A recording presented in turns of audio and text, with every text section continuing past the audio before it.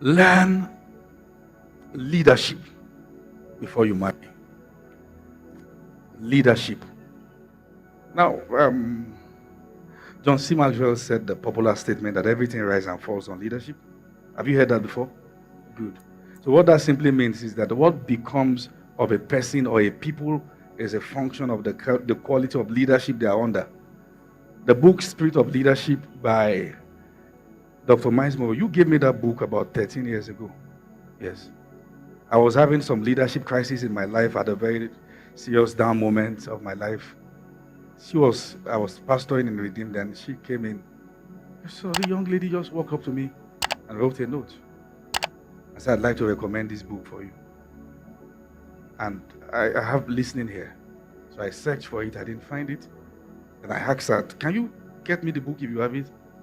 Then she gave me the book.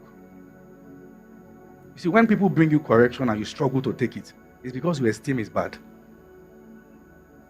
So I read the book, and the first statement in that book is, a group of sheep led by a lion will defeat a group of lions led by a sheep. What the wife, the children become is a function of who is in front. Is it a sheep or a lion? If the man prays, they will pray. If he has integrity, they will have integrity. You don't just make decisions because you are married to a person. You must understand that marriage is stewardship. You are not the owner. It's stewardship. It's a sacred privilege God has given to you to lead his child. You can't compel her anywhere. You can't just make her do anything. You hear from God. The mirror, the picture of what marriage should look like is the relation between Christ and the church. And Jesus said, I can of my own self do nothing. You can't just make decisions like that. We are not saying she's not submissive, but you are hurting her. You are hurting God's plan. You drag her out of her purpose. You drag her because of insecurity. You cut her off every relationship. You make her do things that she knew that both of you never prayed about. And if you ask her, she would have begged her life, asking to do otherwise. The idea of two becoming one is that even if one is down, the other can pick him up. The worst thing you want to do to yourself is to conquer the person who is your lifeline. So leadership is not control. Leadership is influence. The way, listen, I know men love respect, but what I've found about respect is that respect is not dictated. Your life commands it. That's it. When I think about my wife, I'm always thinking of how to make her better. What can I do? How can I help? Not how can I control your life and make you miserable because I am your husband and you have to obey me. Whenever you say I'm the man in this house, you're officially not. Because if you are, you don't have to say it. And leadership entails that sometimes you are making a decision that maybe the emotions of a woman is not allowing her to see. And you stand your ground.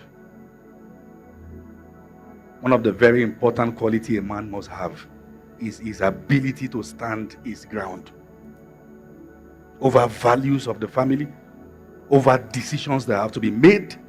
And I must tell you, women, you will not always understand him. And when you don't, communicate and take it to God in prayers.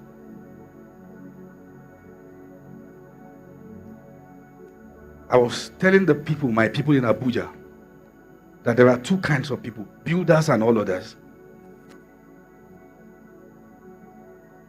In life, you are either building, I don't want to go there yet. When you are a builder, let's say for instance you are building a business, or you are building a ministry, or you are building a career, there comes a point in the midst of that building that if you look at what this person is doing, it looks like nonsense, but you know you have the plan. Stay with the plan. Sometimes you are not failing. You are just somewhere in the plan that beauty is not part of the package. You are somewhere in the plan that plenty is not part of the package.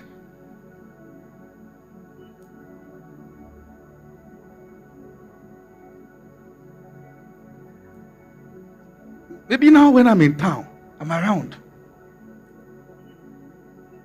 There's actually nowhere I choose to lodge myself that I can't do it.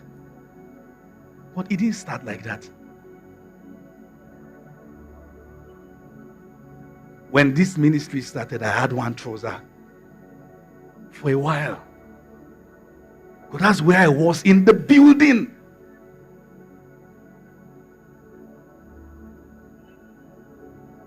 And I've said, make sure anybody can call you anything, not lazy and visionless. Actually, some guys who are emotional feel this person because I don't have money. No, it's not because you don't have money. There's no plan. Show a woman the plan, she won't forget it. There's no plan. I understand it's not here. So what's the next? Yes. Even Peter asked Jesus, we have left all and followed thee. What's going to be the result? If somewhere in the plan we're going to be a bit like this for a while, how are we going to come out? What are you going to do? What are we going to do? What's the plan? So don't blame your spouse because things are down. Is there a plan? If there's no plan, it's not too late. Sit down. You see, one time I told my wife, and I said, do you trust me? He said yes. I said, are you sure you trust me? He said yes.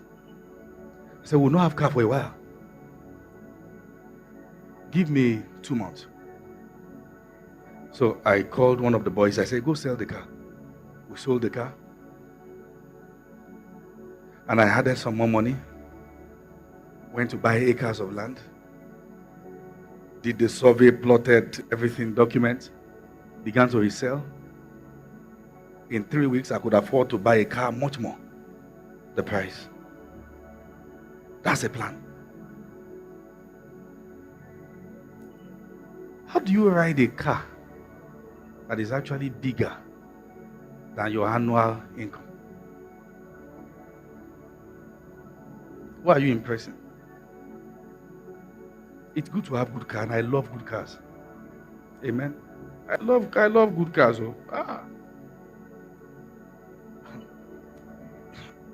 Cars. Do you understand what I'm saying? Don't say pastor is just. No, it's good to have. But you must have a plan.